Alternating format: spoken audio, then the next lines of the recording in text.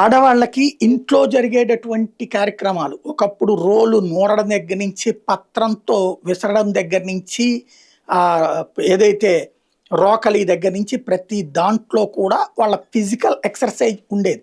అయితే ఇప్పుడు మిక్సీలు ఇవన్నీ వచ్చాక ఎక్సర్సైజ్ తగ్గింది.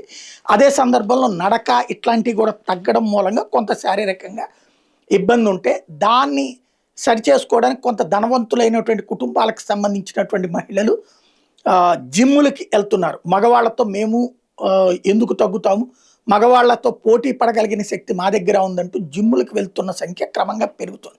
ఇలా జిమ్ములకు వెళ్ళే చోట ఆ శరీరాన్ని కంట్రోల్లో ఉంచేటటువంటి అంటే ఫిజికల్గా అద్భుతమైనటువంటి అందంగా తయారవుతారన్నటువంటిది సినిమా యాక్టర్లు కొంతమంది చూసి మరింత ఇన్స్పైర్ అవుతున్నారు యంగ్స్టర్స్. ఇట్లాంటి వాళ్ళకి ఈ మందు వేసుకుని నువ్వు గనక జిమ్ చేస్తే నీ శరీరం ఇంకా అట్రాక్టివ్గా ఉంటుంది ఇలాంటి మాటలతో వాళ్ళని వాళ్ళకు ఉన్నటువంటి ఆ బ్యూటీ కాన్షియస్నెస్ని వాడుకుని వాళ్ళతో ఇక ఆ పైన లైంగిక సంబంధాలు పెట్టుకోవడం లేదా వాళ్ళని బ్లాక్మెయిల్ చేయడం, వాళ్ళ ద్వారా మరికొందరిని ట్రాప్ చేసే లవ్ జిహాదులు జిమ్ముల వేదికగా జరుగుతున్నాయని ఈ మధ్యకాలంలో హిందూ సంఘాలు గొడవ చేస్తున్నాయి.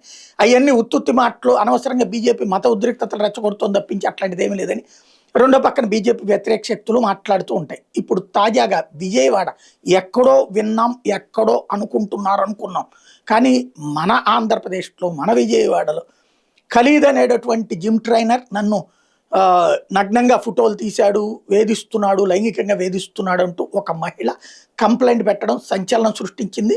దాంతో ఇప్పుడు వాడిని పట్టుకోవడానికి వెళ్తే పరారీలో ఉన్నాడు. ఎక్కడో అనుకునే ఉదంతాలు మన దగ్గర దాకా వచ్చేస్తాయనడానికి సాక్ష్యం ఇది.